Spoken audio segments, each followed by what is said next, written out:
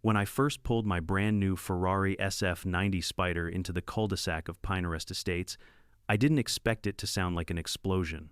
The twin-turbo engine roared through the quiet morning like a lion among house cats. Curtains flew open. Lawns went silent. And there, across the street, stood Isabella Jones, the self-proclaimed queen of the HOA, with her arms folded lips, pursed eyes narrowing like she'd just spotted a crime. Right beside her, her 6-year-old unemployed son Hunter stared at my car in disbelief, then screamed, voice cracking, "Mom, I want that for free, why does he get one?" I smiled, thinking it was just another jealous outburst. I had no idea that moment would ignite a neighborhood war of envy lies and HOA madness, one that would end with police lights, lawsuits, and poetic justice served hotter than the Ferrari's exhaust. Before we dive in, tell me where you're watching from city and local time, and don't forget to subscribe for more insane real-life HOA revenge stories. For most of my life, I lived with one rule: work quietly, let success make the noise.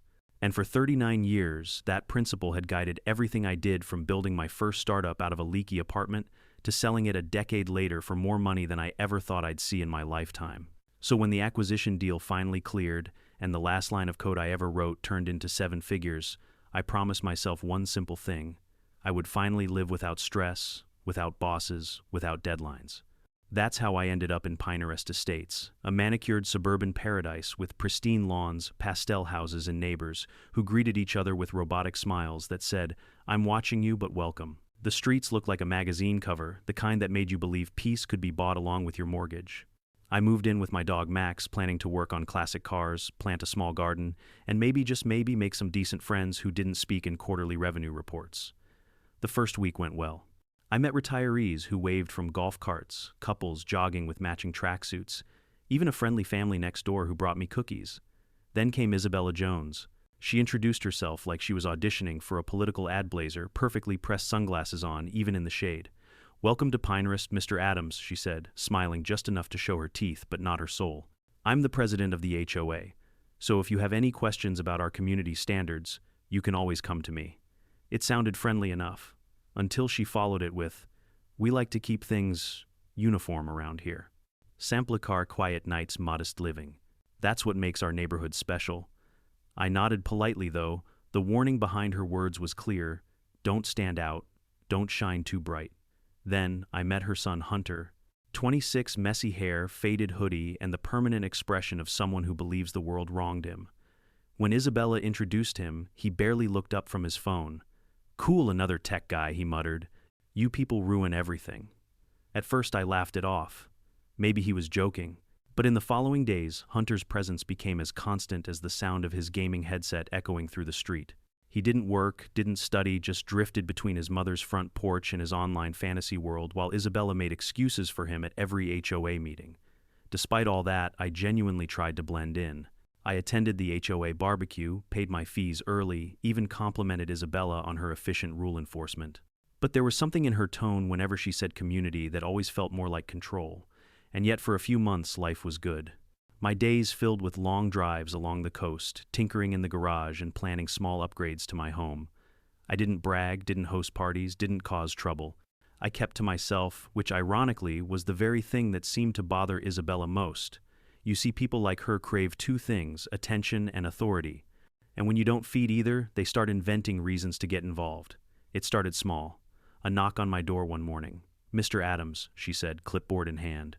"We noticed your trash bins were out an hour past collection time yesterday." "I was out of town," I explained. "Rules are rules," she said, writing something down anyway.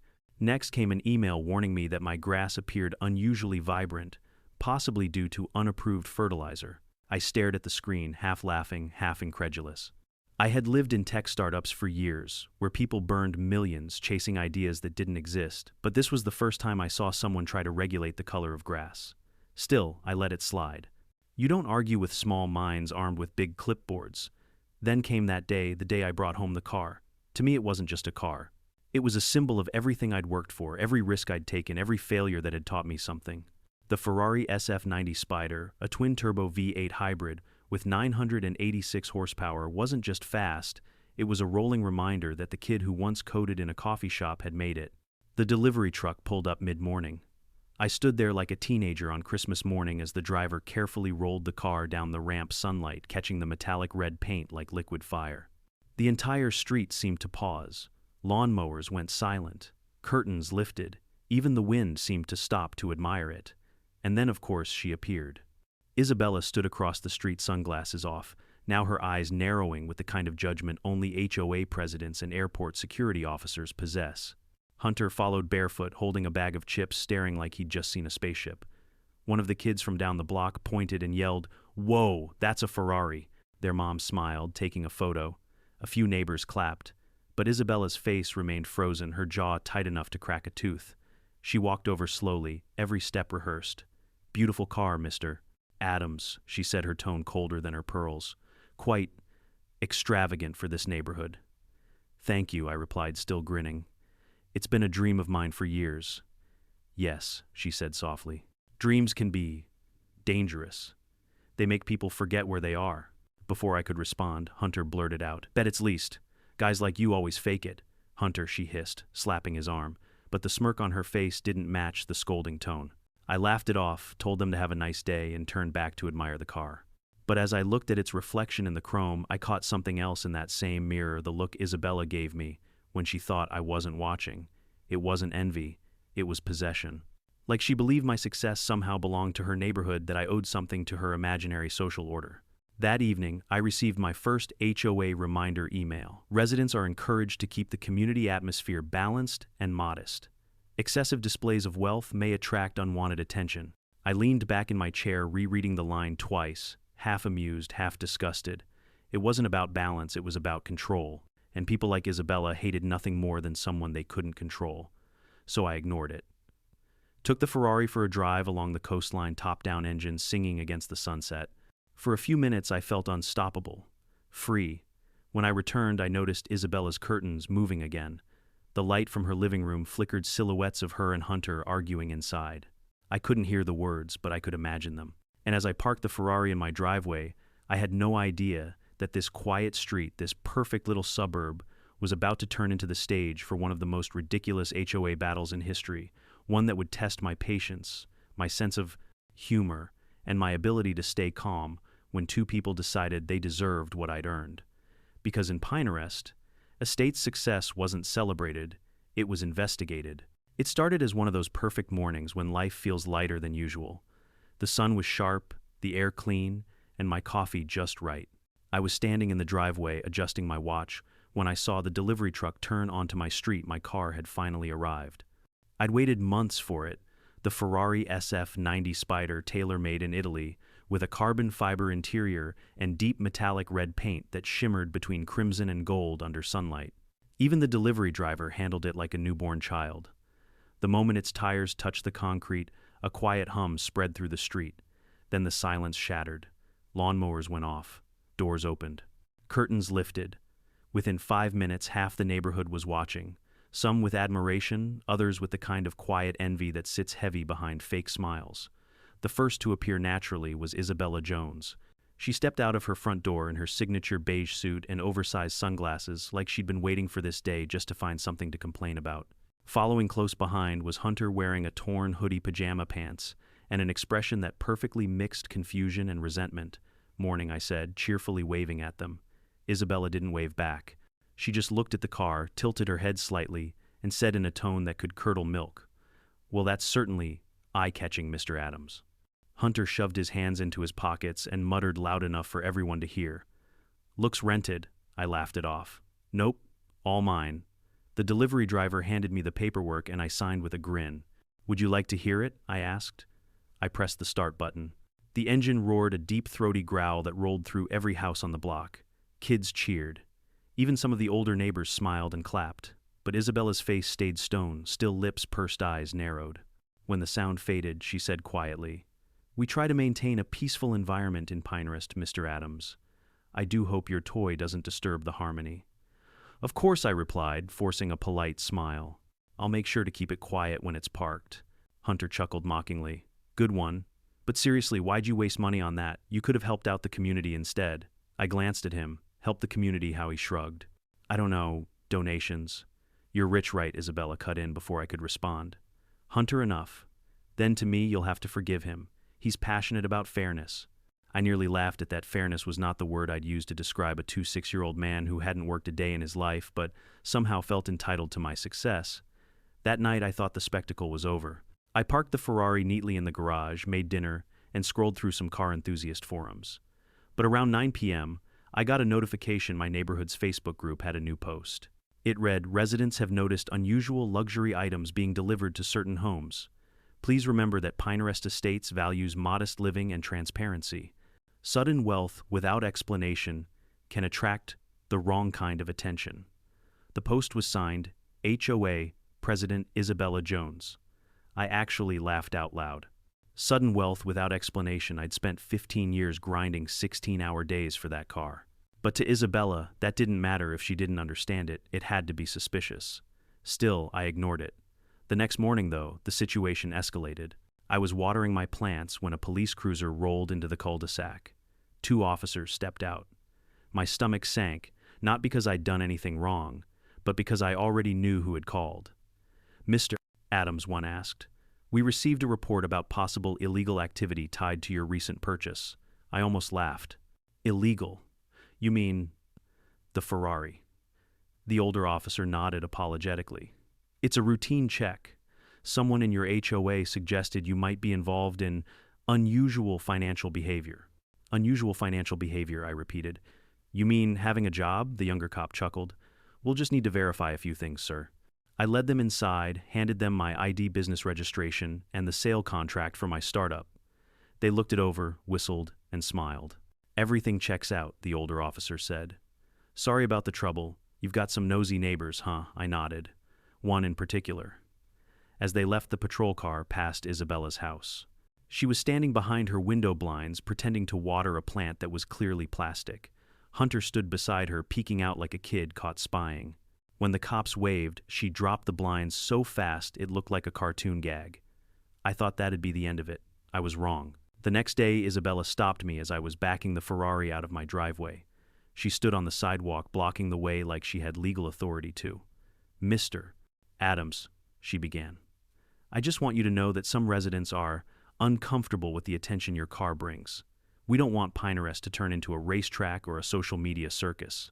"Understood," I said calmly. "I'm not racing anyone. Just heading out for groceries." She gave a tight smile. "Good. And one more thing. Hunter's been going through a hard time lately. Perhaps as a kind gesture you could let him take the car for a short drive, just to lift his spirits." I blinked, unsure if she was serious. "You're joking, right?" Her smile didn't falter. "It's just a drive around the block. Think of it as community goodwill."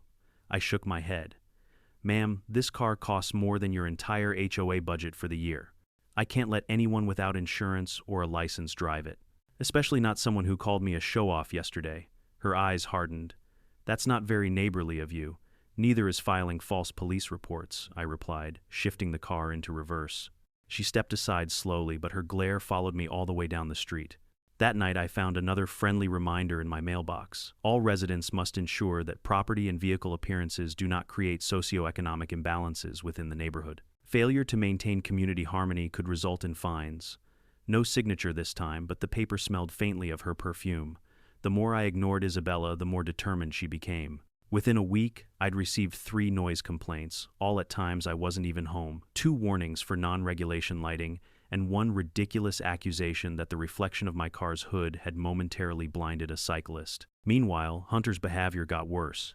I caught him loitering near my driveway more than once, pretending to take selfies but clearly trying to film my car. One morning, I overheard him yelling from his porch. "He thinks he's better than us. Just because he's got money doesn't mean he belongs here." I ignored him, though. Every bone in my body wanted to respond. The truth is, I'd dealt with people like this my whole life. People who believed success was luck, not effort. People who thought the world owed them something because they'd never learned to earn it. Still, something about Isabella's tone, that calm, passive-aggressive sweetness masking venom, started to wear on me. I knew a storm was coming. I could feel it. Every HOA drama starts small, a noise complaint here, a fine there, until one side decides to make it personal. And judging by the way Isabella's eyes lingered on the Ferrari every time she passed by, this was no longer about community harmony. It was about control, pride, and humiliation. She couldn't stand that someone younger, newer, and completely outside her authority had something she couldn't regulate or take, so she'd find another way to punish me, and when she did, I'd be ready. Because I wasn't just another homeowner. I was Kevin Adams, the man who built systems that could track billions of data points in real time. And soon enough, I'd use that same precision to turn Isabella's entire power trip into a documented, legal, HOA-approved disaster. 2 mornings later, I was halfway through my first cup of coffee when I saw them 2 police cruisers parked by the curb lights flashing lazily like this was a social call. My stomach sank, but I wasn't surprised. If there's one thing I've learned about HOA presidents, it's that they don't stop at words. They escalate. I stepped outside calmly. The older officer adjusted his belt, nodded politely. "Morning, sir. You Mr. Adams?" "Yes," I said, glancing past him toward the row of trimmed hedges where a familiar beige silhouette was peeking out Isabella Jones. She pretended to water a bush that was clearly fake. The younger cop cleared his throat.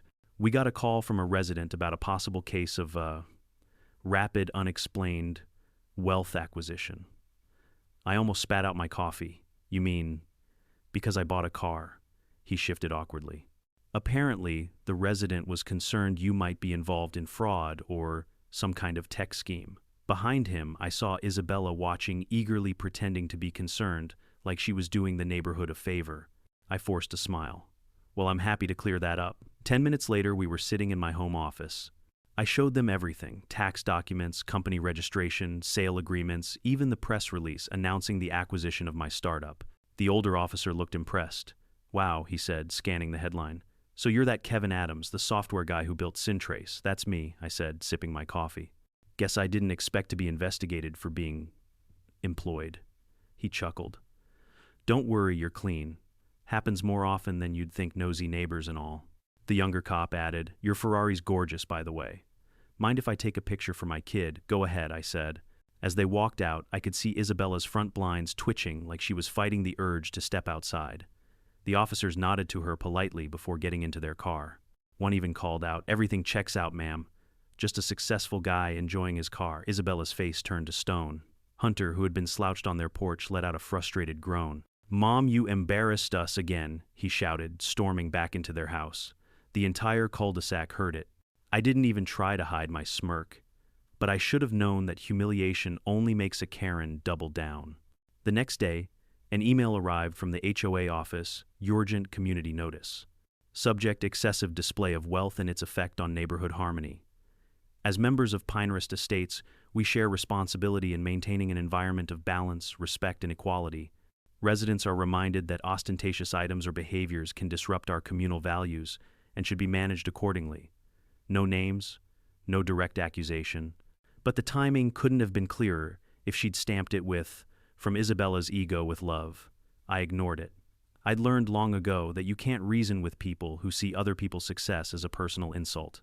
But Isabella wasn't done. Later that week, as I was pulling into my driveway, she appeared again, this time with a polite smile and a clipboard, her favorite weapon. "Mr. Adams," she began sweetly, "we need to talk about your car's impact on the neighborhood aesthetic." "My car's impact," I repeated, amused. "Yes," she said. "The reflective paint and loud engine have caused emotional disturbance. We've received 3 complaints." I raised an eyebrow. "From who? You, your son, and your mirror?" Her smile didn't waver. "It's not personal. I just want to preserve peace." "By what banning joy?" She exhaled sharply through her nose. "We simply ask that you be more considerate. Maybe park it in your garage at all times? Out of sight." "That's funny," I said, crossing my arms. "Because when you leave your HOA SUV in front of my lawn for hours, I don't file a complaint. I just live my life." Her eyes darkened. "Don't be difficult, Mr. Adams. The HOA can make things unpleasant." I leaned forward, slightly smiling. "Is that a threat?" Her lips twitched. "A reminder." And with that, she turned and walked away, Hunter lurking behind her, grinning like he'd just watched his mom pick a fight on his behalf. That evening, while I was working in my garage, I heard shouting from across the street. Hunter's voice. Loud. Angry. "He gets to drive that while I'm stuck here. You said you'd fix it, Mom." I peeked through the blinds. Isabella stood on her porch, hands on her hips, her tone sharp but trembling.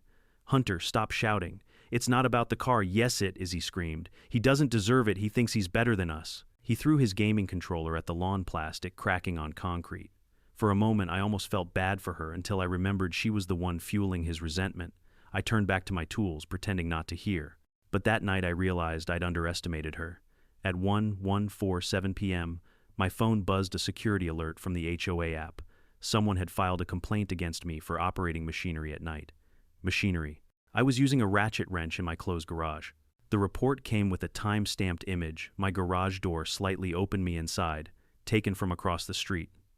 I checked my cameras.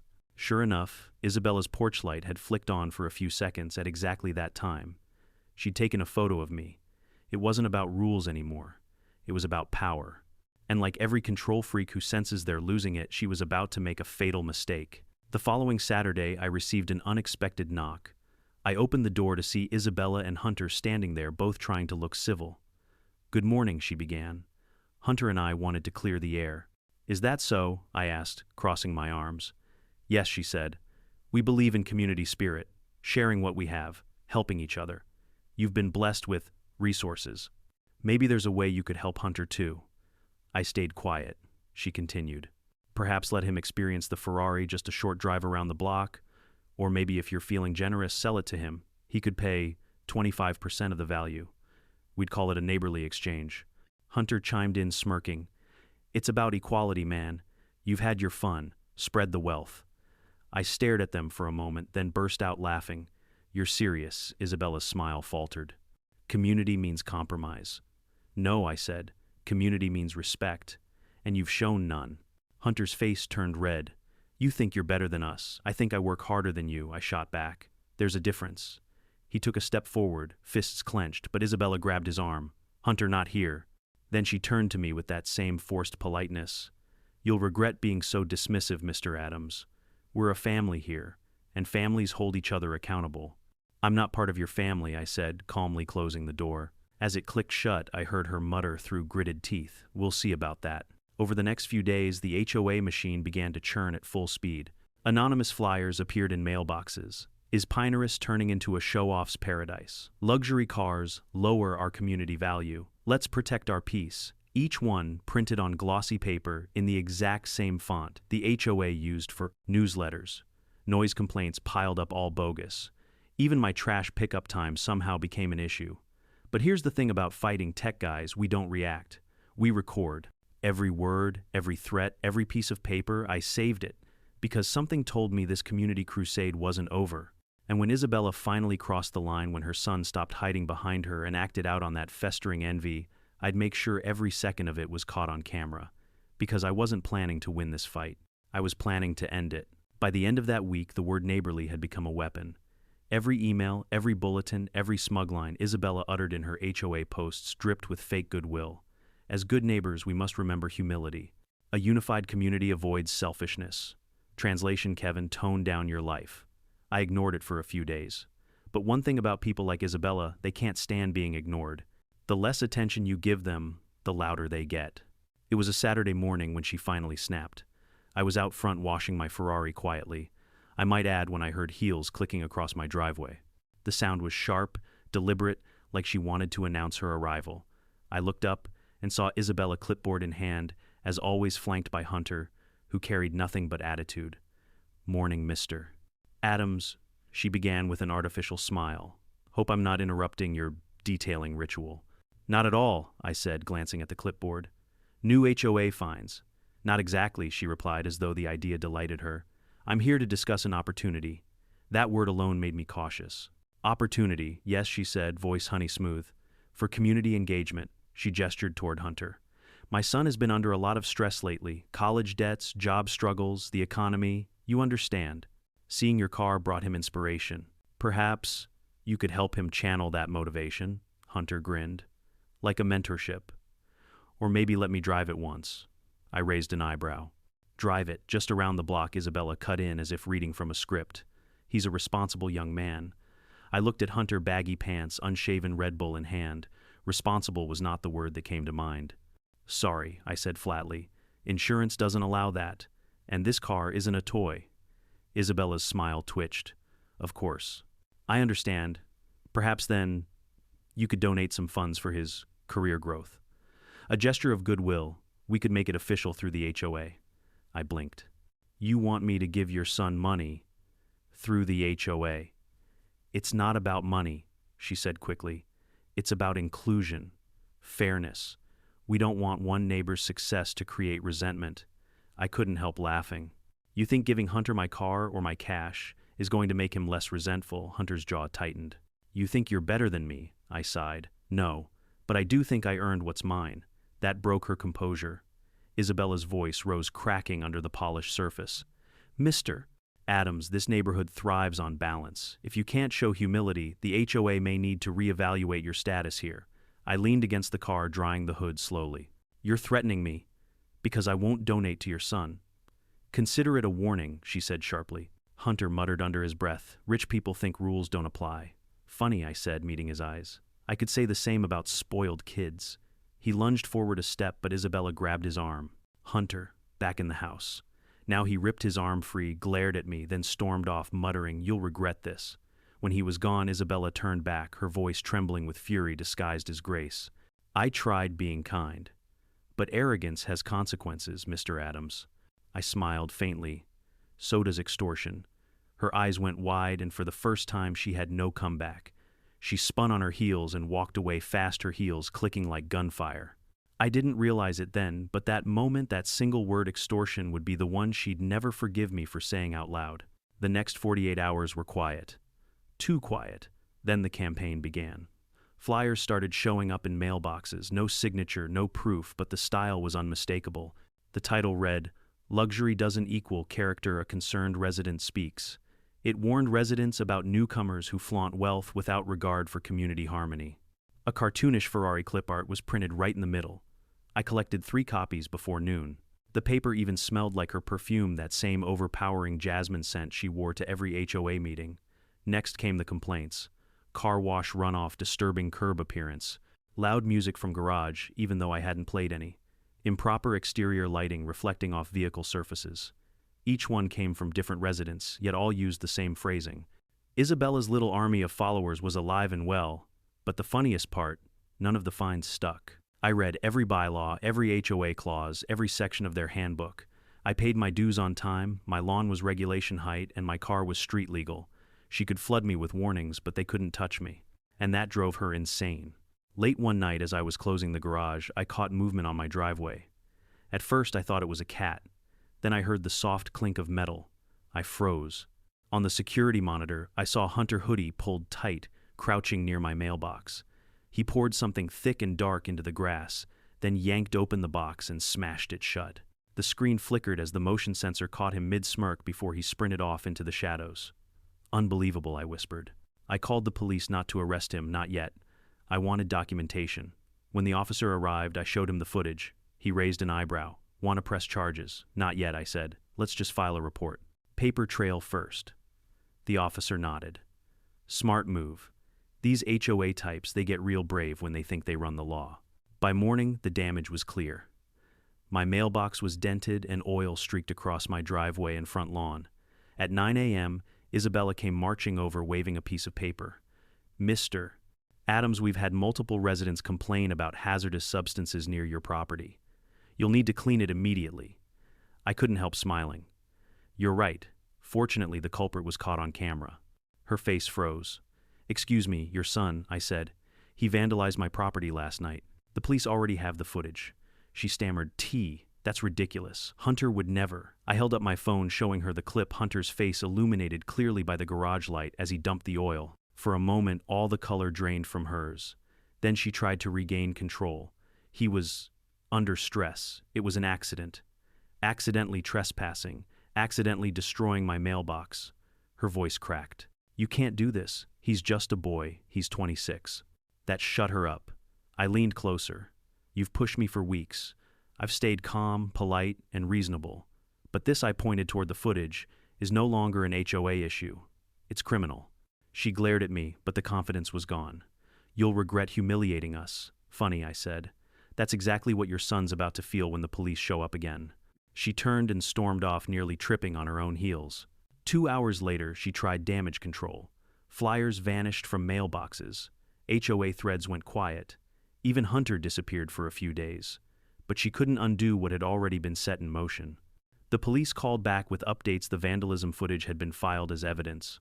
Hunter's fingerprints were confirmed from the mailbox dents. Then came the kicker. I found out Isabella had emailed the HOA board claiming I had tampered with my own security footage to frame her son. She even attached screenshots, low-quality edits of the video with timestamps missing. It was sloppy, pathetic even. But what she didn't know was that my cameras had cloud backups, immutable, time-verified, and synced directly with my insurance provider's database. Every second was verifiable in court. I didn't even need to lift a finger. The system did it for me. When the HOA board realized what she'd done using her position to falsify complaints and file false accusations, they panicked. A meeting was called. One that would soon turn from damage control into the beginning of Isabella's downfall. Because while she still believed she was running a neighborhood, I had already built the trap that would expose every lie she'd told. And the next time she tried to threaten me face to face, the police wouldn't just be filing a report, they'd be writing her charges. By the time the HOA board scheduled an emergency meeting, the tension on our street could have been bottled and sold as jet fuel. People were whispering, posting passive-aggressive comments in the neighborhood group, pretending to mind their business while staring from behind curtains. I didn't show up to that meeting. I didn't need to. I'd already put everything in motion. See, I wasn't just some guy with a sports car. Before selling my startup, I'd built software for data integrity and surveillance analytics, the kind used by banks, insurance agencies, even local law enforcement. The irony wasn't lost on me. The same tech I once designed to catch corporate fraud was now going to expose a suburban power trip. The footage of Hunter vandalizing my property was only the first domino. What Isabella didn't realize was that my security setup covered everything: audio, video, timestamps, cloud backups, and a live feed directly stored off-site. Nothing could be deleted. Not by her, not by anyone. That week I quietly compiled a full digital report complete with police filings, HOA complaint records, false citation notices, and video proof of every incident she'd engineered. I didn't threaten her. I didn't argue. I just waited. And sure enough, the next move came faster than I expected. It was a Tuesday morning when my doorbell rang. I opened it to find Isabella and Hunter standing there again. But this time their faces weren't smug. They were flushed tight with panic. "Mr. Adams," she began, "we need to talk about this misunderstanding." I crossed my arms. "The one where your son destroyed my mailbox." Her jaw tensed. "He didn't destroy it. He was helping fix a neighbor's property and accidentally spilled motor oil," I interrupted. On my lawn, Hunter stepped forward, his tone defensive. "You set us up, man. You planted that footage. Everyone knows you're good with computers. You faked the video," I sighed. "So your defense is that I deep-faked you confessing to a crime with your mom's voice in the background?" Isabella blinked. When I held up my phone and played the clip crystal clear, courtesy of my garage's directional microphone, Isabella's voice rang out perfectly. "Hunter, hurry up. He's asleep, just pour it and go." Her mouth fell open. "That's taken out of context." "Sure," I said, "because most crimes have excellent context." She realized I wasn't bluffing. Her expression hardened into that trademark HOA steeliness. "You think this makes you untouchable? I am the HOA. I can make your life miserable." "Already did," I replied calmly. "Now it's my turn." And that's when the blue and white patrol car rolled into the cul-de-sac. The timing couldn't have been better. 2 officers stepped out, the same pair from before. The younger one waved at me. "Mr. Adams, we got your follow-up email. You said they might come by." Isabella froze. "You called the police on us." "No," I said with a grin. "I invited them. I wanted witnesses for this conversation." Hunter stammered. "This is harassment. We're the victims." The officer held up a hand. "Ma'am, sir, we've reviewed the evidence. The vandalism, the trespassing, and the verbal threats. You're both being cited for criminal mischief and attempted extortion." "Extortion?" Isabella gasped. "We were asking for fairness, ma'am," the officer said, patiently demanding compensation for emotional distress over a neighbor's car after vandalizing it isn't fairness. It's illegal. Hunter's face went red. "You can't arrest us for talking." "Actually," the officer said, opening his citation pad, "we can charge you for admitting to property damage on video." I stood there, arms crossed, letting it all unfold like a perfectly written scene. Isabella tried one last tactic: tears. "Officer, please. This man has been targeting my family. He's manipulative, arrogant, toxic. He made us feel unsafe." The cop looked unimpressed. "Then why are you the one showing up on his lawn in the middle of the night, ma'am?" Her mouth opened, then closed. No words came out. Hunter muttered something about suing me. The officer handed him a summons. Feel free to bring your lawyer after you finish community service. After they left, the neighborhood's group chat lit up like a fireworks show. Screenshots of the police visit spread faster than wildfire. Someone posted a photo of Isabella's driveway with flashing blue lights, captioned HOA Karma Live Edition. For the next few days, she barely left her house. Her once daily HOA memos stopped. The flyers vanished. Hunter's car was gone, probably impounded for evidence. You'd think that would be the end of it. But Isabella wasn't the type to quit quietly. When a person builds their entire identity on control, they'd rather self-destruct than surrender. So she tried one last desperate move. Friday evening, I was in my garage cleaning up when a notification popped up on my phone. Incoming call, Pinehurst HOA office. Curious, I answered. Mr. Adams said, the voice on the line tight and rehearsed. This is the HOA Vice Chair, Mr. Lowell. We've received some troubling accusations from Miss Jones. She claims you've been spying on residents using illegal cameras. I smiled. Oh, you mean the ones the HOA itself approved in the 2022 Surveillance Bylaw, page 47. Section 8. Residents may install private security systems within property lines for personal safety. There was a pause. You have the handbook memorized, only the parts your president conveniently forgets. Lowell cleared his throat. We just need to confirm, did you or did you not post security footage publicly? No, I said. But since Isabella forwarded my footage to half the neighborhood trying to prove I faked it, she technically distributed evidence of a crime, so if anyone violated privacy laws, it's her. Silence. Then a quiet, almost relieved chuckle. Mr. Adams? Would you be available Monday evening? We'd like to hold a special session regarding Miss Jones's conduct. I grinned. Absolutely. I'll bring popcorn. Monday's meeting was a masterpiece of irony. The HOA board sat stiffly around the table, Isabella at the end, jaw tight, pretending confidence. I took a seat opposite her, quiet, composed, and armed with a small flash drive. Lowell began. Miss Jones, Mr. Adams, we've reviewed multiple complaints, both formal and informal. The situation has escalated beyond standard procedure, Isabella interrupted. He's manipulating you. He doctored videos to make us look bad. I didn't even argue. I just slid the flash drive across the table. Play it. On the screen behind them, crystal clear footage appeared Isabella and Hunter dumping oil, whispering, laughing, then bragging about making him pay. The sound captured every word. Gasps filled the room. Lowell paused the clip halfway through and turned slowly to Isabella. Miss Jones, care to explain why your voice is clearly heard here? Her face turned crimson. That's not, he edited it. Lowell raised an eyebrow. Audio verified by police forensic lab timestamp, matched with HOA street cameras. This is authentic. The silence that followed could have crushed glass. Finally, another board member, a woman who'd once been Isabella's biggest supporter, spoke up quietly. You used our HOA authority to harass a homeowner. You falsified reports. You defamed a resident. This is grounds for immediate removal. Isabella's mask cracked. You can't remove me. I built this neighborhood, Lowell sighed. Then you should have protected it better. When he banged the gavel, the decision was unanimous. Isabella Jones removed as HOA president, effective immediately. Hunter, sitting outside in the hallway, shouted something incoherent when he heard the verdict. No one cared. As I stood to leave, Isabella glared at me with pure venom. You think you've won, Mr. Adams? I met her gaze calmly. No, I just stopped losing. That night, the neighborhood was eerily quiet. For the first time since I'd moved in, nobody peeked from their windows when I started the Ferrari. The hum of the engine didn't spark complaint threads or police visits, just silence, and maybe a hint of reluctant respect.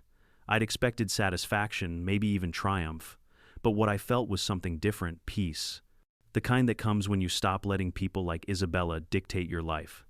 Still, I had one more step left. Because as much as I loved seeing karma at work, I also knew karma worked best when it was documented neatly, legally, and permanently. So I filed one final report: defamation, harassment, and HOA abuse of authority. It wasn't revenge.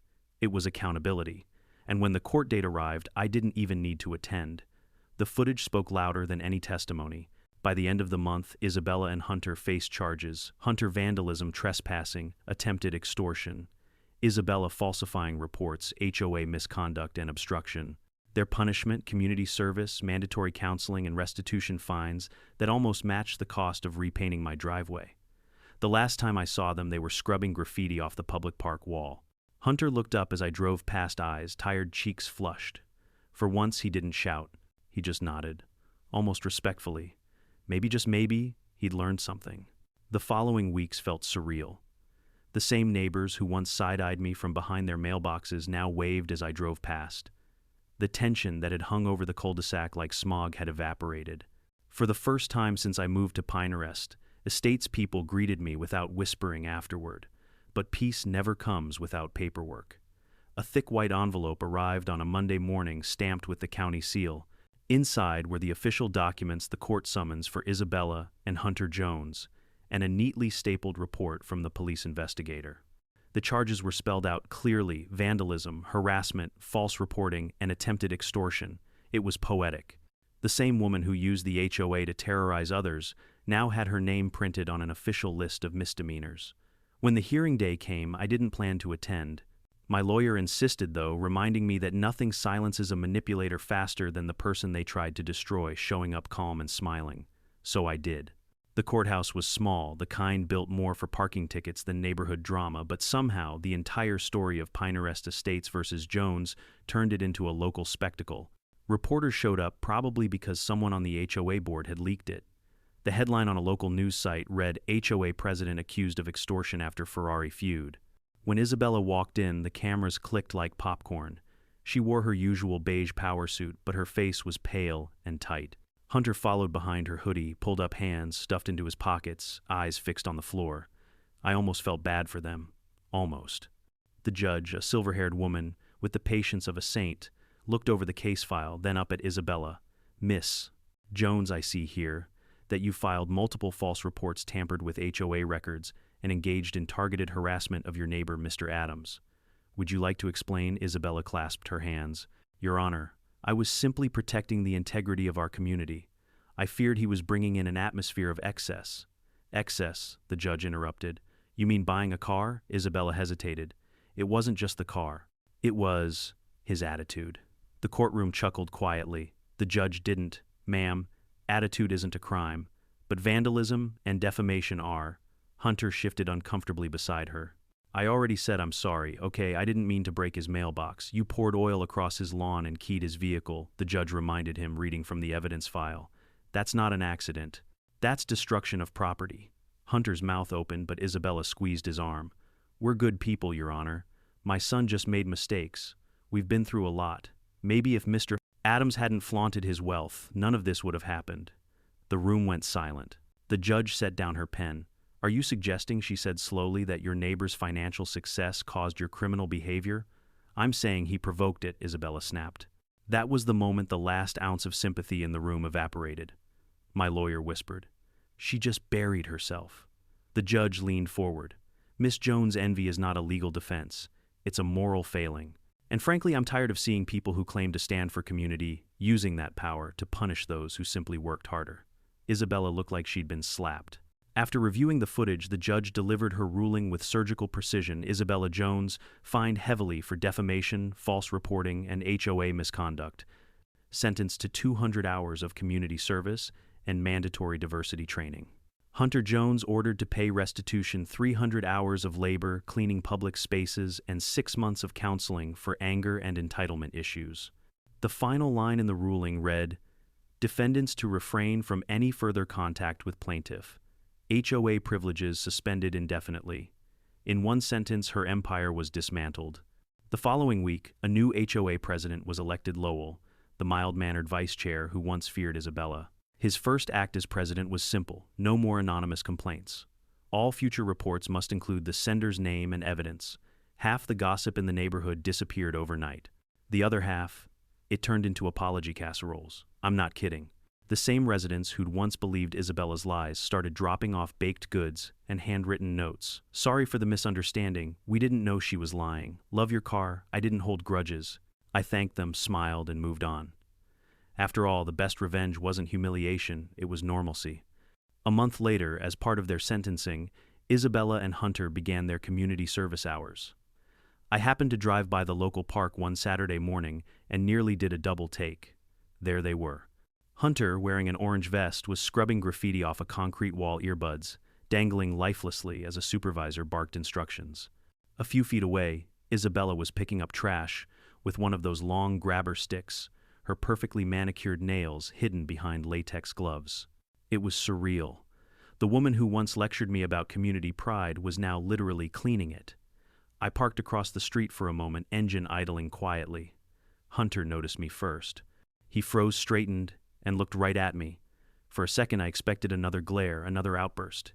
Instead he gave a small nod, shameful, tired, but sincere. I returned it before driving off. Maybe it was guilt. Maybe it was growth. Either way, it was the first time I'd seen something human in him. By summer, the story had faded into neighborhood legend. New residents heard whispers about the Ferrari incident, but never the full tale. The HOA became almost pleasant. Meetings were about real issues: landscaping, budgets, street repairs, community picnics instead of personal vendettas. One evening, Lowell stopped by my house holding a folder. "The board wanted to offer you a position as HOA advisor. After what you handled, we could use your insight." I laughed. "Appreciate it, but I've had enough HOA politics for a lifetime." He chuckled. "Can't blame you." He hesitated before adding, "You know, Isabella blames herself now. She's attending those mandatory classes. I heard she's calmer, even humbled." "Good," I said.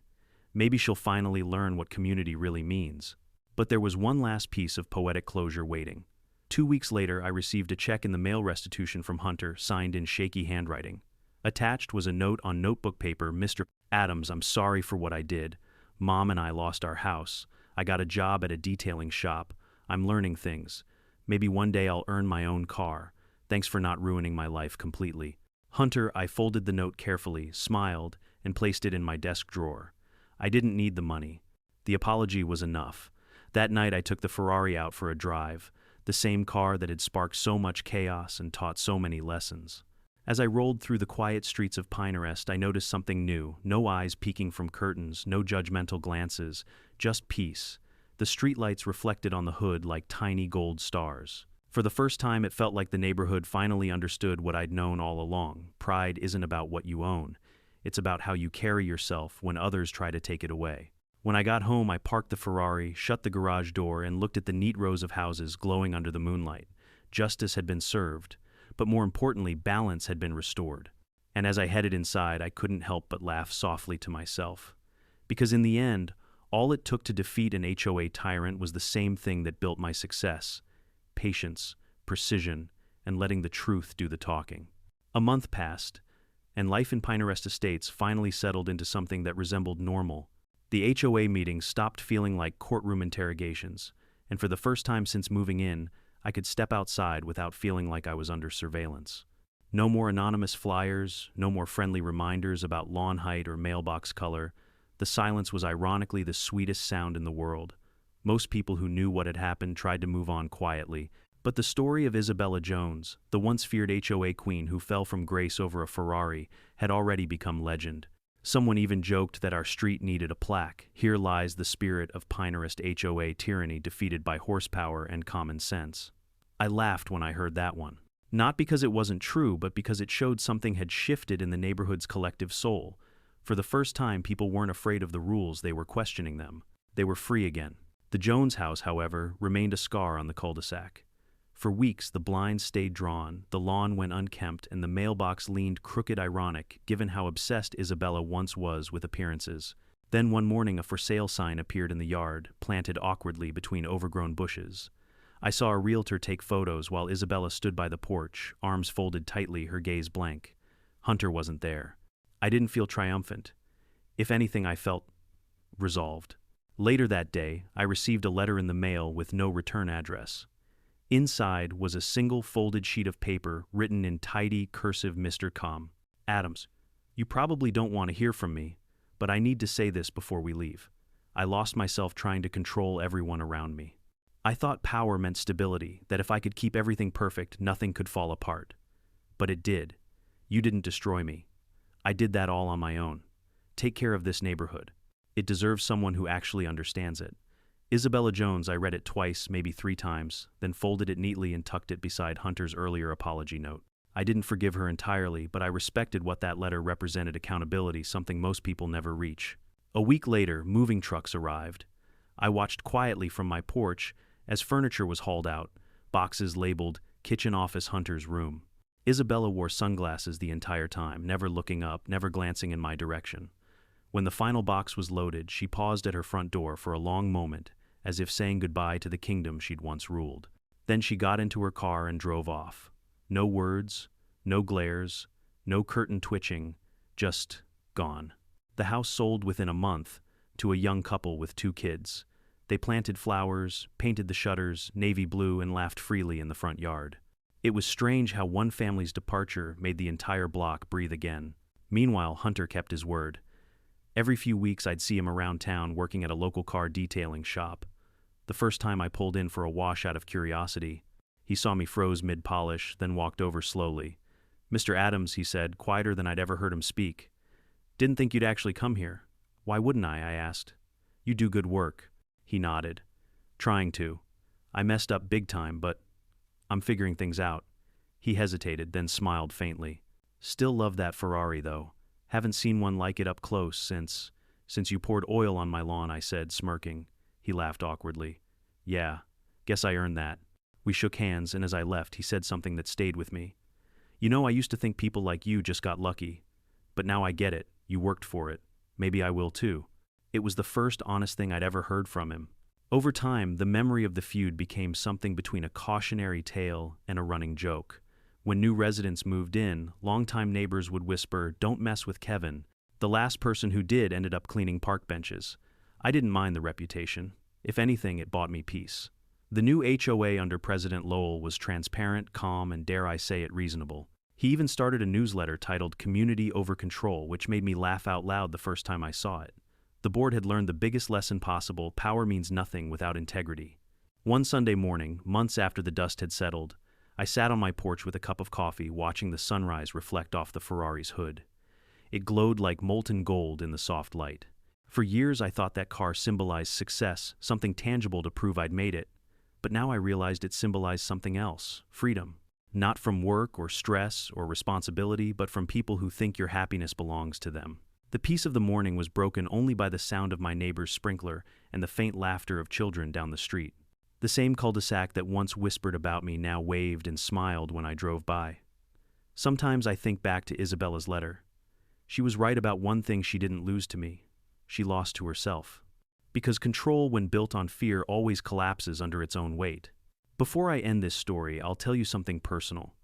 After everything happened, I decided to start something new, not a business, not another startup, but a program. I called it Drive Forward. It offers small mentorship grants to young people trying to build careers, especially those from tough backgrounds. The irony wasn't lost on me. Hunter's bitterness had reminded me how easy it is for young people to feel left behind. If someone had told me that out of an HOA feud and a Ferrari would come a scholarship fund, I'd have laughed. But life's funny like that. Sometimes chaos plants the seed for something better. The first grant recipient was a 21-year-old mechanic's apprentice who'd lost his dad in an accident. When he came by my garage to thank me, he said, "Someday I'll drive something like that Ferrari too." I smiled. Don't just drive it, earn it. That's the part that feels good. A few months later, I got one final surprise.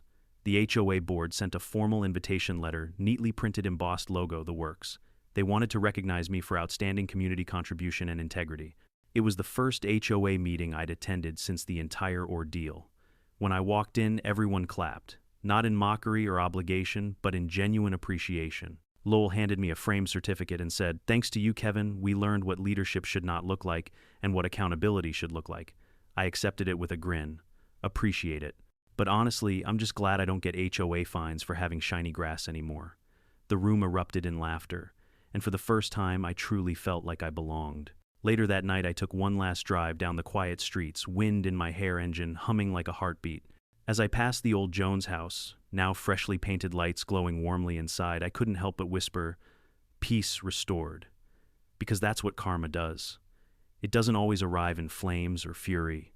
Sometimes it just shows up quietly, cleans house, and leaves you with stillness.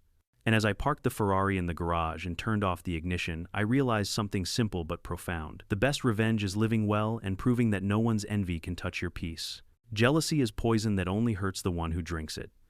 People will always find reasons to resent your success, your happiness, or your peace, but you can't live your life shrinking to fit their insecurities. Work hard, stay humble, and let time and truth do what they do best, expose lies and reward patience. So if you've ever faced your own HOA Karen, or an entitled neighbor who thought your joy was an offense, remember you don't need to fight dirty. Just stand your ground, document everything, and let karma handle the cleanup. Now it's your turn. Drop a comment below. Have you ever dealt with someone like Isabella or Hunter? How did you handle it? And if you enjoyed this story, don't forget to subscribe and join our growing community of real-life HOA warriors and comeback champions. Because in this neighborhood, revenge always parks in the driveway with style.